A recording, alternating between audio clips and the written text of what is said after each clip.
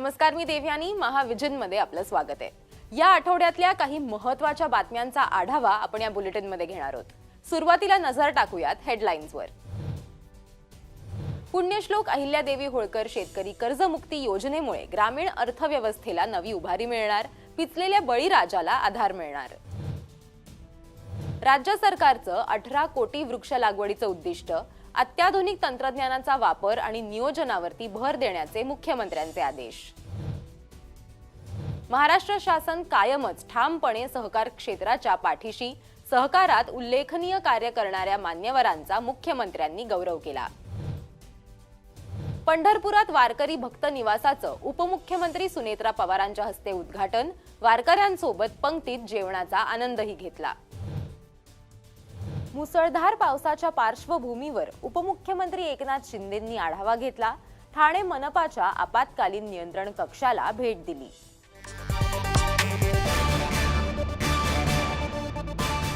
सुरुवात करूयात एका पॉझिटिव्ह बातमीने.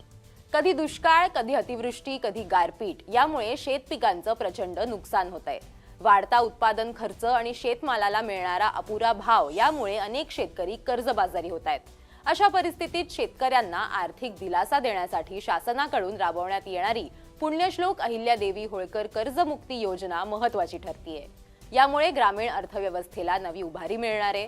ती कशी हे जाणून घेऊयात या स्पेशल रिपोर्टमधून. पुण्यश्लोक अहिल्यादेवी होळकर शेतकरी कर्जमुक्ती योजना महाराष्ट्र सरकारनं घोषित केली आहे. या योजनेअंतर्गत 36,585 कोटी रुपयांची कर्जमाफी केली जाणार आहे. याचा लाभ सुमारे 56 लाख शेतकऱ्यांना होणार आहे. पात्र शेतकऱ्यांना प्रति शेतकरी 2 लाख रुपयांपर्यंत थेट कर्जमुक्ती मिळणार आहे. 1 एप्रिल 2019 ते 31 मार्च 2025 या कालावधीत घेतलेल्या पीक कर्जासाठी लागू असणार आहे. 30 सप्टेंबर 2025 अखेर थकीत असलेल्या कर्जाचा या समावेश असेल. 31 मार्च 2026 पर्यंत परतफेड न झालेल्या कर्जाचाही समावेश यात असेल. सोबतच नियमित कर्ज भरणाऱ्या शेतकऱ्यांना 50,000 रुपयांचे प्रोत्साहन अनुदान देखील दिलं जाणार आहे. आमच्याकरता कर्जमाफी ही शेतकऱ्यांकरता एक आपल्याला आमचा शेतकरी जगला पाहिजे, आमच्या शेतकऱ्याला पुन्हा कर्ज घेण्याची शक्ती प्राप्त झाली पाहिजे, याकरताचं एक इन्स्ट्रुमेंट, एक उपकरण म्हणून आम्ही कर्जमाफीकडे पाहतो. यापूर्वीही जेव्हा आम्ही कर्जमाफी केली होती तेव्हाही मी सांगितलं होतं की कुठल्याच कर्जमाफीने शेतकरी कधी श्रीमंत झाला नाही.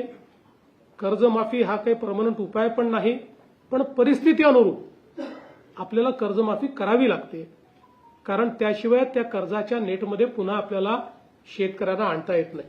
मुख्यमंत्री म्हणतात त्याप्रमाणे कर्जमाफी हा कायमस्वरूपी उपाय नक्कीच नाही. मात्र या योजनेमुळे ग्रामीण अर्थव्यवस्थेला निश्चितपणानं उभारी मिळणार आहे. ती कशी ते समजून घेऊयात. यामुळे शेतकऱ्यांवरील कर्जाचा बोजा कमी होणार आहे. नव्यानं शेती व्यवसाय उभा करण्याची संधी बळीराजाला मिळणार आहे. कर्जमाफीमुळे शेतकऱ्यांच्या मानसिक तणावात घट होणार असून यामुळे शेतकऱ्यांच्या आर्थिक स्थैर्याला आधार मिळेल. कर्जमुक्तीनंतर शेतकरी नव्यानं पीक कर्ज घेऊन शेतीमध्ये गुंतवणूक करू शकतात आणि परिणामी उत्पादन वाढीस मदत होईल. यामुळे निश्चितच ग्रामीण अर्थव्यवस्था बळकट होण्यास मदत होईल. एकूणच काय तर शेतकरी हा देशाचा अन्नदाता आहे. त्याच्या आर्थिक सक्षमीकरणासाठी आणि शेती व्यवसाय टिकवून ठेवण्यासाठी कर्जमुक्तीसारख्या योजनांची भूमिका महत्त्वाची आहे. शेतकरी सक्षम झाला तरच देशाची अर्थव्यवस्था अधिक मजबूत होईल आणि ग्रामीण भारताच्या विकासाला नवी दिशा मिळेल. यानंतर वृक्ष लागवडी संदर्भात एक महत्त्वाची बातमी आहे. राज्यातील वृक्ष लागवड मोहिमेला अधिक प्रभावी आणि शाश्वत रूप देणं गरजेचं आहे.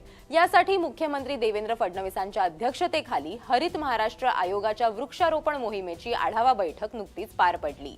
यंदा 18 कोटी वृक्ष लागवडीचं उद्दिष्ट असून अत्याधुनिक तंत्रज्ञानाचा वापर, योग्य नियोजन आणि सर्व यंत्रणांच्या सहभागातून हे उद्दिष्ट पूर्ण करावं असे आदेश मुख्यमंत्री देवेंद्र फडणवीस यांनी दिलेत.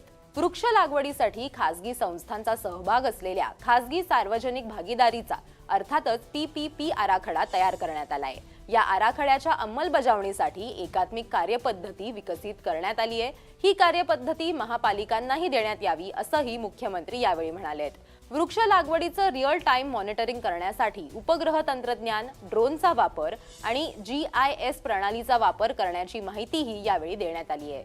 या बैठकीला वनमंत्री गणेश नाईकांसह वरिष्ठ अधिकारी उपस्थित होते. पुढची बातमी आहे सहकारासंदर्भातली. आंतरराष्ट्रीय सहकार दिनानिमित्त महाराष्ट्र राज्य सहकारी संघ आणि सहकारी महाराष्ट्र यांच्या वतीनं सहकार गौरव पुरस्कार सोहळा घेण्यात आला। सहकार क्षेत्रात उल्लेखनीय कार्य करणाऱ्या मान्यवरांचा गौरव मुख्यमंत्री देवेंद्र फडणवीसांच्या हस्ते करण्यात आला।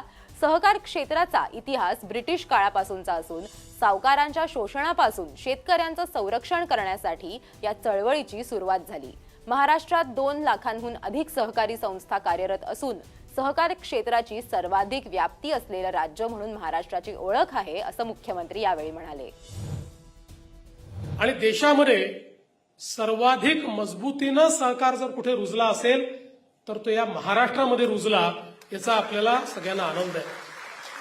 आज जवळपास 2 लाखापेक्षा जास्त वेगवेगळ्या सहकारी संस्था या आपल्या महाराष्ट्रामध्ये आहेत आणि आपण जर बघितलं तर सर्वात जास्त पेनिट्रेशन सहकाराचं हे महाराष्ट्रामध्ये या ठिकाणी आपल्याला पाहायला मिळतं। महाराष्ट्र शासन कायमच ठामपणे सहकार क्षेत्राच्या पाठीशी उभं राहील, असंही ते म्हणालेत।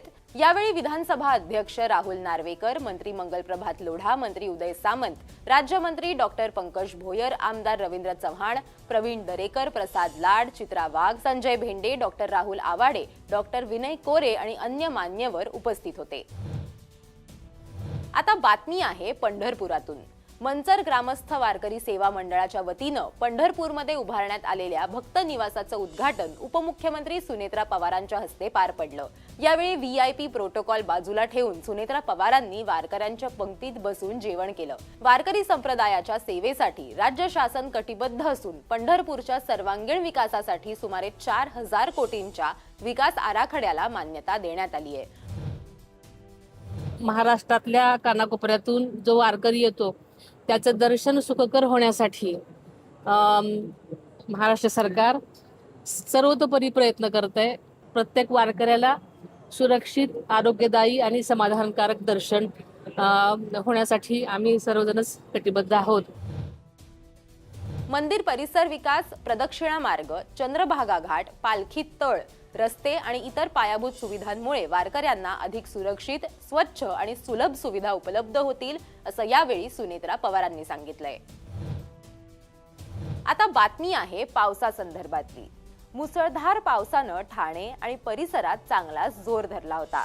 यात काही ठिकाणी झाडं कोसळल्यासारख्या घटनाही घडल्या। पुढेही पावसामुळे आपत्कालीन परिस्थिती निर्माण होण्याची चिन्ह आहेत। याच पार्श्वभूमीवरती ठाण्यामध्ये उपमुख्यमंत्री एकनाथ शिंदेंनी मनपाच्या आपत्कालीन नियंत्रण कक्षाला भेट दिली।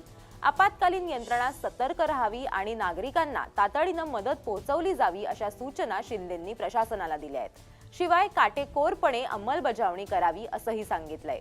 सोबतच ठाणे मनपामध्ये अधिकारी आणि कर्मचाऱ्यांची कमतरता भरून काढण्यासाठी तात्काळ आउटसोर्सिंग करून कमी पडणारे कर्मचारी भरावेत, तसंच गरज वाटल्यास इतर विभागातील अधिकारी आणि कर्मचारी वापरा, अशा सूचना देखील यावेळी एकनाथ शिंदेंनी दिल्या आहेत। यावेळी ठाणे महापालिकेचे आयुक्त सौरभ राव, महापौर शर्मिला पिंपळोलकर, उपमहापौर कृष्णा पाटील यांच्यासह लोकप्रतिनिधी आणि अधिकारी उपस्थित होते। या होत्या या आठवड्यातल्या काही महत्त्वाच्या बातम्या। तुम्हाला हा व्हिडिओ कसा वाटला ते आम्हाला कमेंट करून नक्की सांगा आणि असेच व्हिडिओज बघण्यासाठी मुंबई तकला सबस्क्राइब करायला विसरू नका।